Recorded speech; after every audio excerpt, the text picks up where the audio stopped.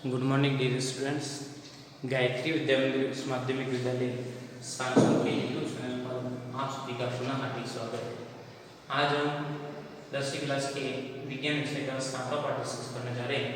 इस पाठ पर आधारित अपना छोटा वीडियो लेक्चर है। आज टॉपिक दे रखा परमाणु सिद्धांत, तत्वों का आवर्ती वर्गीकरण एवं गुण। तो अपन देख रहे हैं परमाणु पर आधारित अपन परिघटना काफी चीजों को डिस्कस पहले कर रहे हैं और फिर बाद में अपना अगला बिंदु रहेगा आवर्त सारणी पर आधारित। देखिए, परमाणु सिद्धांत से संबंधित काफी मैटर आपने ऑब्जर्व किया है और आज अपन पढ़ रहे हैं परमाणु का निरूपण प्रतिरूप मॉडल के रूप में नील्स बोर का मॉडल। अलग अलग वैज्ञानिकों ने अलग अलग समय के अनुसार परमाणु पर अलग अलग डिस्कस किया, अलग अलग कार्य किया, उसके अनुसार अलग अलग काम करते हुए अलग अलग प्रकार के मॉडल प्रस्तुत किए और कई प्रकार की कोई कमी रह जाती है तो अलग अलग वैज्ञानिक उसको पुरानी अवधारणा को एक्सेप्ट करते हुए उसमें सुधारीकरण करने का कार्य करते हैं और ये कमी यदि उसको आइडेंटिफाई करने का काम किया। जैसे जैसे नई नई तकनीकें काम आई वैसे वैसे परमाणु पर विभिन्न प्रकार के नए नए खोज करें और फिर बाद में उस पर अध्ययन करके नई नई प्रकार की परिघटना प्रस्तुत करने का काम किया। बेसिकली यहाँ पे रदरफोर्ड की जो परमाणु मॉडल में जो कमी रह गई थी उसको व्यवस्थित रूप से अध्ययन करके नील्स बोर ने अपनी विस्तार रूप से स्टडी करते हुए परमाणु का प्रतिरूपण किया। नील्स बोर ने ये बताया कि परमाणु का केंद्र ही नाभिक होता है और नाभिक पे हमेशा धनावेश पाया जाता है और इलेक्ट्रॉन उसके बाहरी कोश में चक्कर लगाता रहता है। उसको उन्होंने क्या बताया, कक्षा बताया। और जब तक उनकी अलग अलग इलेक्ट्रॉन अलग अलग कक्षा स्तर में जब तक चक्कर घूमन करते रहते हैं तब तक किसी प्रकार से कोई उस पर इफेक्ट नहीं होता है। देखिए, उन्होंने ये बताया कि परमाणु का केंद्र होता है, केंद्र ये मतलब क्या होगा, नाभिक। केंद्र क्या हो जाएगा, नाभिक। और ये क्या नाभिक, और नाभिक में कौन सा आवेश पाया जाता है, पॉजिटिव आवेश। कौन सा आवेश पाया जाता है, पॉजिटिव आवेश।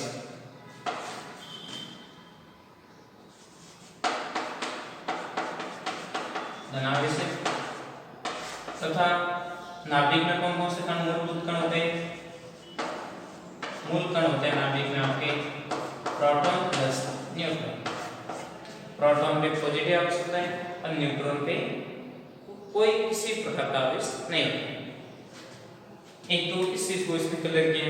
फिर बाद में बताया इलेक्ट्रॉन होते हैं वो अलग अलग नाभिक के चारों अलग अलग कक्षा में क्या करते रहते हैं, घूमते रहते हैं, घूर्णन करते रहते हैं। चारों नाभिक के चारों अलग अलग वर्ताकार उसमें गति करते रहते हैं और उसी को उसने क्या बताया, कक्षा। क्या बताया, कक्षा।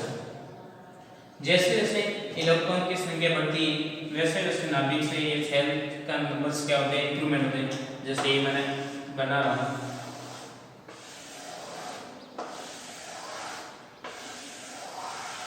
ये आपके नाभिक। उसके बाद में ये क्या हो जाएंगे, अलग अलग कक्षा के स्तर 1 2 3 4 ऐसे क्या हो जाएंगे, अलग अलग ये क्या है, सारे ऊर्जा स्तर, कक्षा के स्तर अलग अलग कक्षा है। तो इन अलग अलग कक्षा को सेपरेट करने का काम भी किसने किया था, नील्स बोर ने करके बताया कि अलग अलग कक्षा में इलेक्ट्रॉन एग्जिस्ट करता है और उसके अनुसार अलग अलग क्षेत्रण करता है और उनकी ऊर्जा स्तर अलग अलग होती है। तो n का मान बढ़ने के साथ हमेशा ध्यान रखना यहाँ पे n कक्षा की संख्या है और n का मान बढ़ेगा तो परमाणु की त्रिज्या, परमाणु का आकार साकार क्या होता बढ़ता है, आकार इंक्रीज। साथ में देन परमाणु त्रिज्या भी क्या होती है, इंक्रीज होती है। एटॉमिक रेडियस,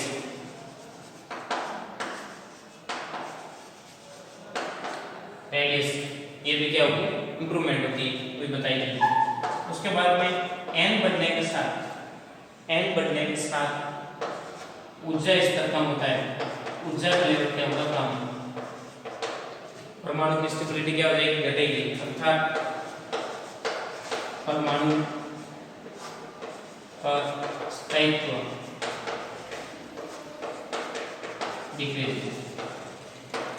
काफी चीजों को उन्होंने बताया कि अलग अलग कंडीशन में अलग अलग स्थान पे इलेक्ट्रॉन पाए जाते हैं, प्रोटॉन पाए जाते हैं और उनकी स्टेबिलिटी बढ़ती है। वैसे वैसे इसका आकार बढ़ने के साथ में ये क्या होता है, साथ साथ प्रोसेस घटता हुआ बताया गया। और उन्हीं कक्षा को ही जैसे जैसे ये कक्षा नाभिक के चारों सक्रिय रूप में व्यवस्थित होती रहती है उसको एन द्वारा प्रदर्शित किया गया। किसके द्वारा प्रदर्शित किया गया? एन द्वारा। एन 1 2 3 ऐसे पूर्ण संख्या में चलती है। किस रूप में चलती है? पूर्ण संख्या में चलती है। और इसी कक्षा को क्रमशः क्या बताया? के एलिमेंट द्वारा प्रदर्शित करने का काम भी किया गया। किसके द्वारा प्रदर्शित किया गया? इन्होंने एन कमान 1 2 3 4 जैसे जैसे बढ़ेंगे वैसे वैसे इसको नामकरण के रूप में दोगे तो क्या बनेगा? ए एल एम एन, ये क्या हो जाएंगे? इस नाम से भी जाना रहता है, कोष हो जाएंगे।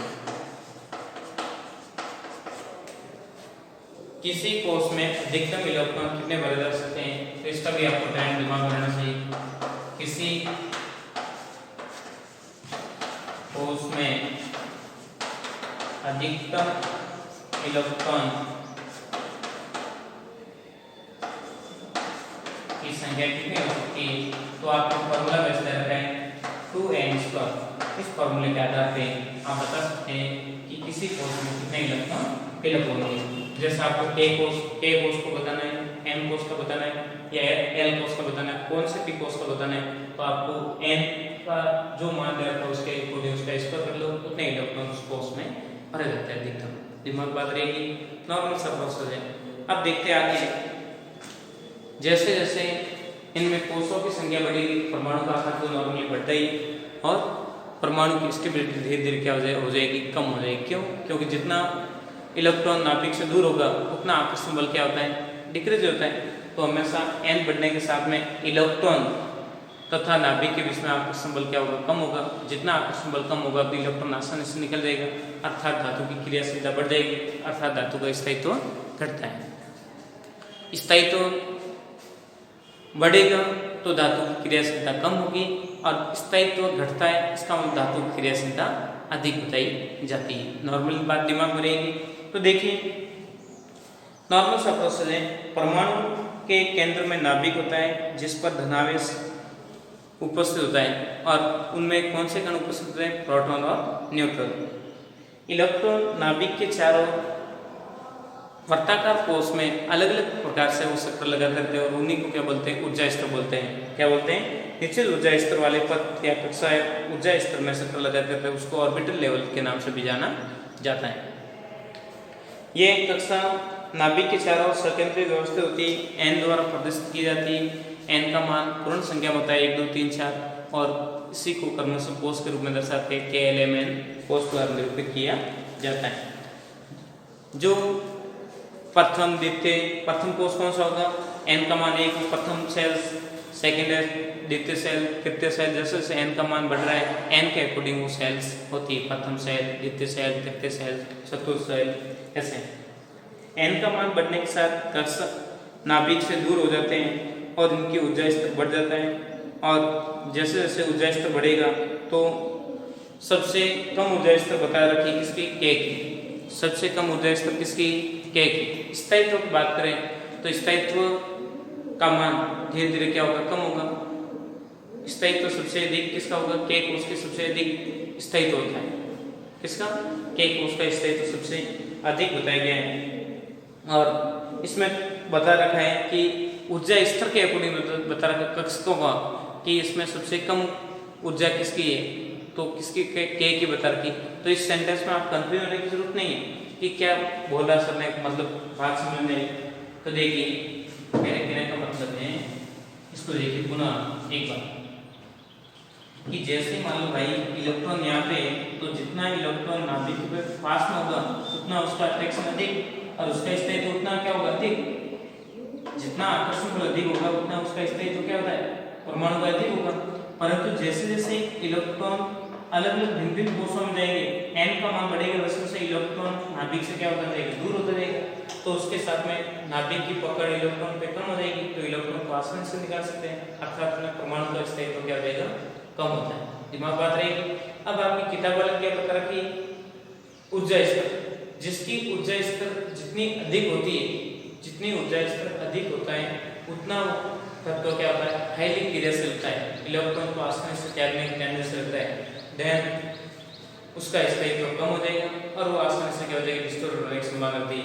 तब आपके देखकर पता रखें कि n का मान समानुपाती ऊर्जा स्तर ऐसे लिखते हैं और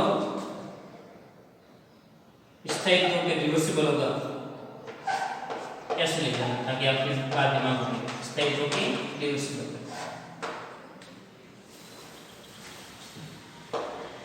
सबसे कम ऊर्जा किसकी?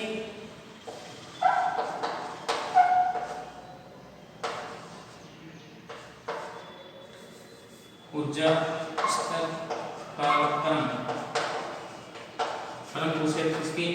सबसे कम ऊर्जा के एल एन एन। तो ऐसा क्यों होता है? क्योंकि जिसकी ऊर्जा स्तर जितनी अधिक होगा उसके ऑर्बिटल से इलेक्ट्रॉन आसानी से निकाला जा सकता है और उतना उसका स्थायित्व क्या होता है कम बताया गया है। तो सबसे अधिक स्थायित्व कौन सा कोष होगा? के कोष।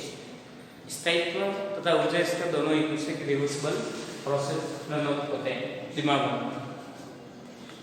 आगे आप समझते हैं कि इन कक्षाओं में इलेक्ट्रॉन कोणीय संवेग द्वारा गति करते रहते हैं और कोणीय संवेग का मतलब क्या होता है?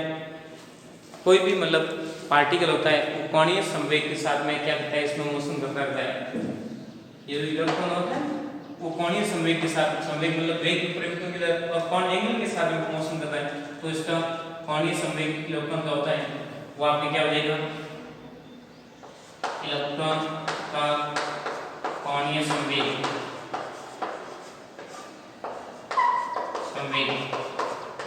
बराबर आपको बताया जाएगा कितना?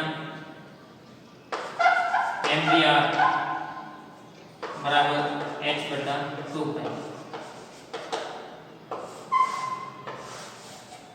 इस रूप में इलेक्ट्रॉन क्या करेगा? मोशन करेगा और इतना आपके वेग उत्पन्न करता है, कोणीय संवेग उत्पन्न कर रहा है उसके अनुसार वो गति करता रहता है।